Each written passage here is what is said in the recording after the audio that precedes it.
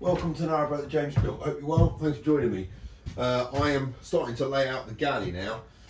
Basically, the basic construction of it is going to be a load of CLS making up the frame and the kick plate, then some 15mm melamine board to make the actual kind of base of it all, and then I will use kerf bending on 9mm beach ply to make the kind of the frame of it. It's going to be supported on the back wall up there, and kind of vertical supports and stuff.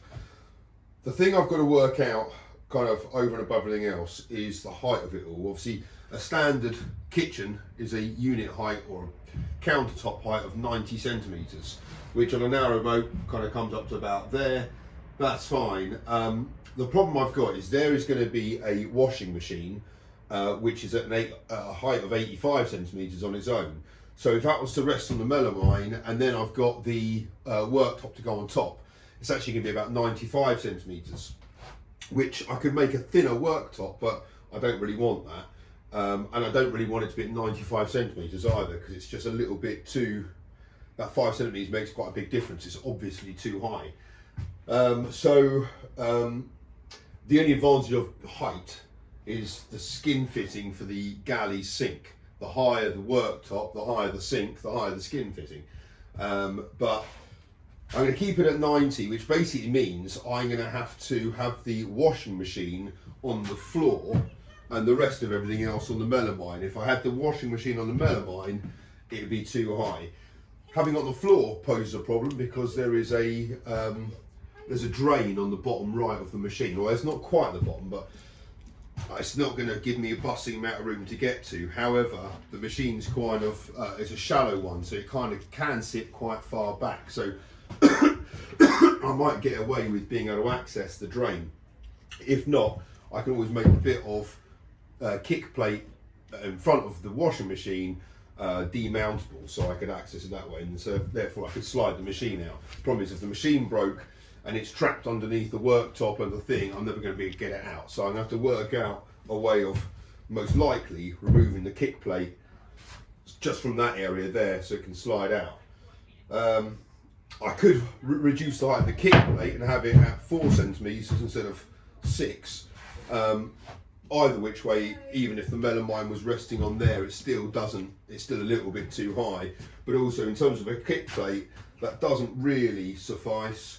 And also because I've now got the nice curve of it, the lower that, the less impactful the curve's going to be. So if that was kind of higher up, certainly around there, I think it's going to look more striking if the units were kind of raised up off the ground a little bit. I think in a domestic kitchen they're off the ground by about 15 centimetres. But obviously here I need to maximise space. But yeah, I reckon that will be the way to go. So I'm going to trim all this up, get it mounted to the floor, wait for Marlon to wake up, help him shimmy the machine down to here, then we can go Travis Perkins and get ourselves some more board. That'll be the plan. As I'm laying these, I'm taking out some of the angles, so it's a bit of a curve on the kick plate. Just do the same here.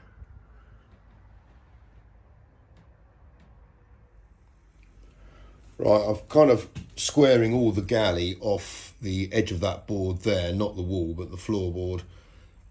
And this is what I've got to, so I've kind of curved the edge of that, taken off the curve of this one. Marlon's come down to help me move the washing machine. And it kind of goes in like that. So what I'm going to do is make a cut there and a cut there, so this bit of CLS can come out. The melamine will be on top of there, because obviously you can't access that thing, the drain. And in terms of kind of layout, now it's kind of all here. The washing machine looks massive, so I was going to have the washing machine and the sink there, but I'm not going to be able to do that now. So sink is going to go on that side. Right, so before I put the melamine down, and basically I'm going to put some more supports down here and put a sheet of melamine there, and then some more supports and a sheet of melamine there, and it's going to overhang the kick plate by about I don't know, maybe 3 centimeters, something like that. So you're going to be able to see the kick plate. And what I'm going to do now is clad this in a thin bit of birch ply.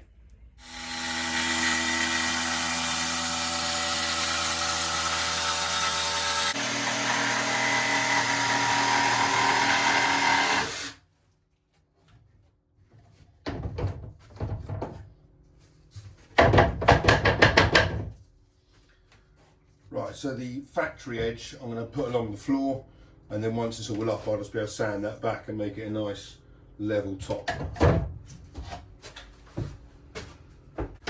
Right, I got a what is it, 7 centimeter gap here to route out.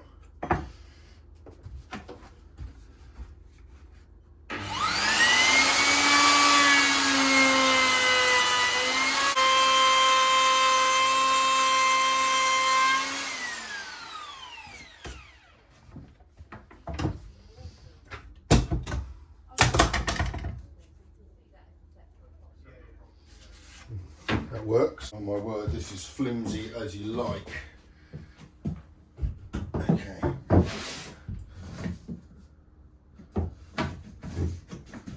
Oh yes. That is well nice. Right, let's mark out the start of the next curve.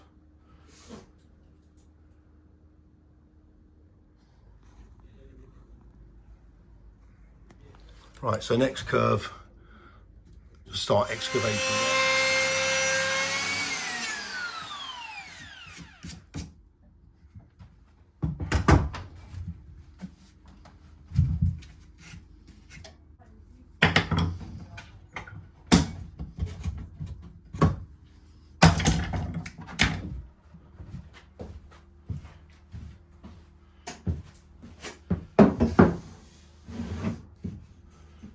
Oh, I can't really work that out at all. The angle will be fine.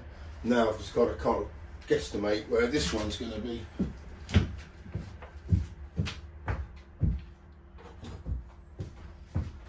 I think there's a fair bit of tolerance in these bends. It doesn't really matter where the bits are. This one is going to be curving this way, so this will be interesting. So I'll probably start the bend there. Yeah, let's give that a go.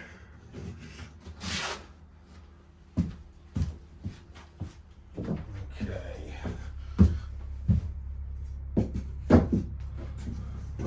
Truth time.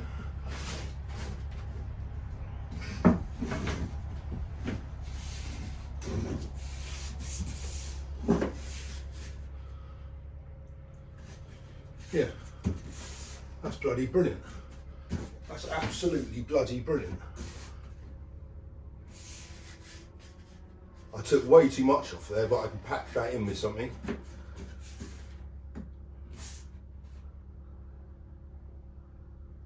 I'm thinking about gluing this on, because then obviously there'll be no fixings. That one there is going to have to be stopped there, so the trim can come off on that one. But yeah, that is absolutely brilliant. Right, yeah, let's get that glued then.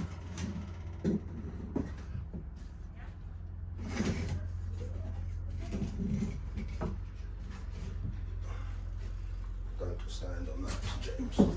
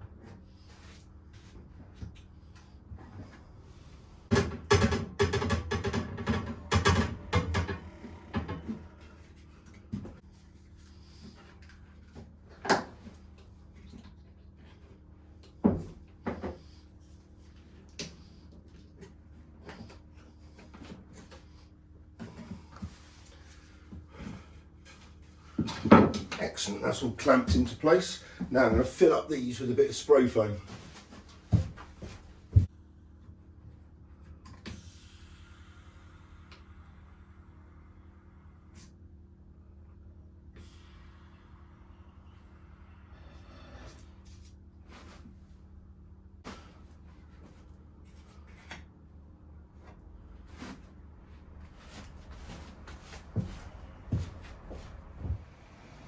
I've now put in a few more supports.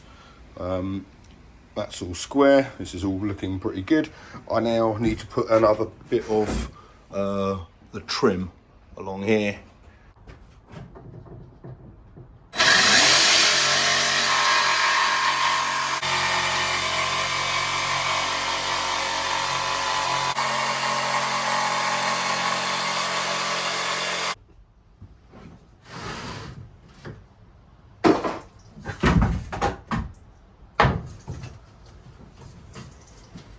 Right, I've glued up this last piece.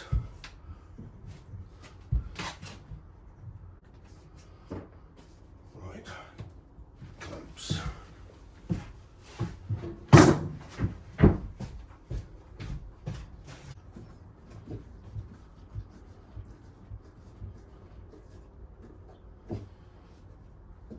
Excellent.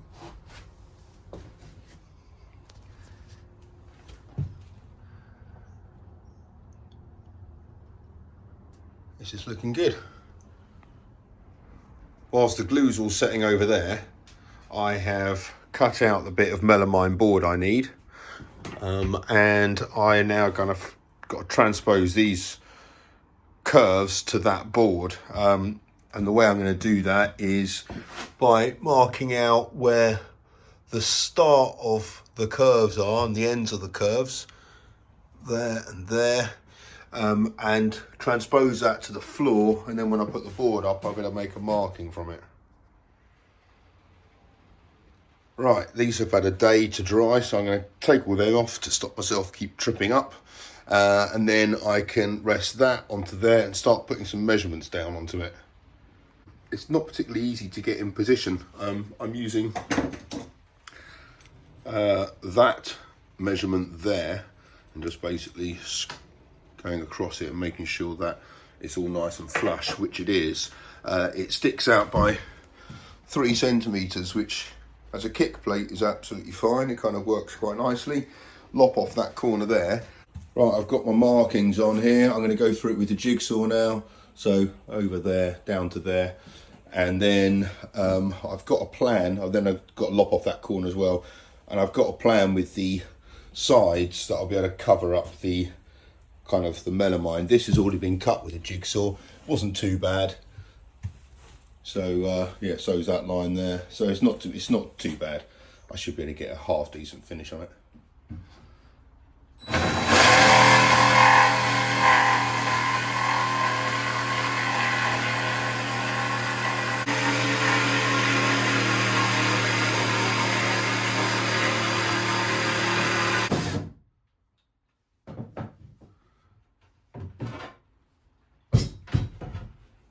Okay, it looks all right from first impressions.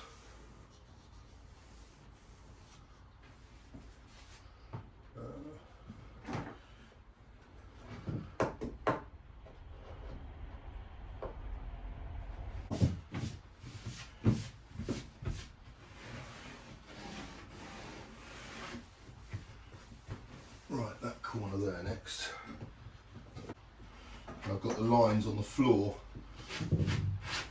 where I know the corners start and end.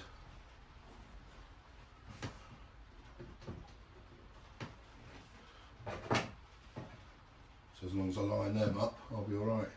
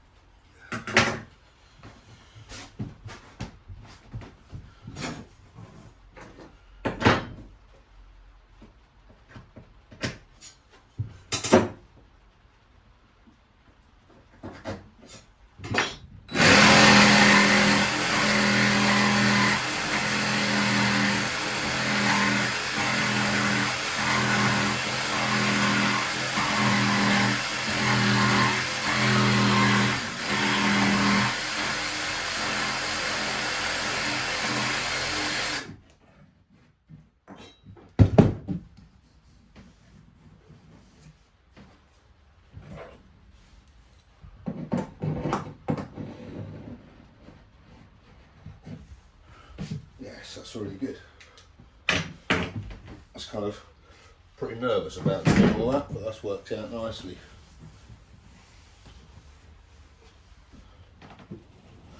Under there is where there's going to be some tap connections, so that bit is going to be going to have to be fairly easy to remove. This bit here, which I haven't been able to cut yet because I'm trying to minimise wastage, so that's the only bit of offcut I've got, is that little bit over there. So I've actually done quite well on this bit, so I better get that bit from when I do that bit there tomorrow. But yeah, this has all gone quite nicely. So the next piece of ply is going to be routed out, so there's a seam which covers all of that and takes the bends.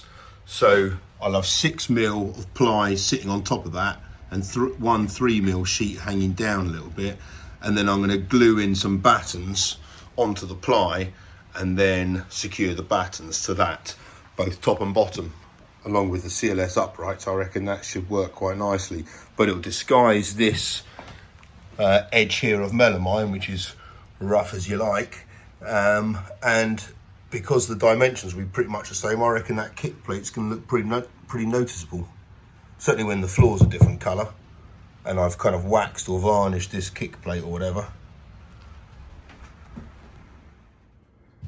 Right, Lockgate are coming to put in the Refleks diesel stove on the 22nd, so I've got a little over a week to get, well, this kind of bit certainly finished.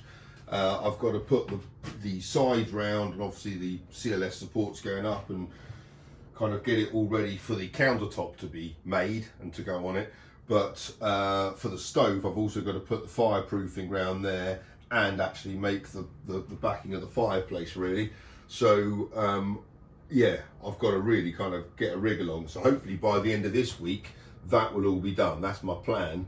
Today's Tuesday, so I've got to take the girls swimming again this afternoon. So that's my work lot done for today, but I will see you again tomorrow. Thank you very much for watching. Until next time, take care, bye-bye.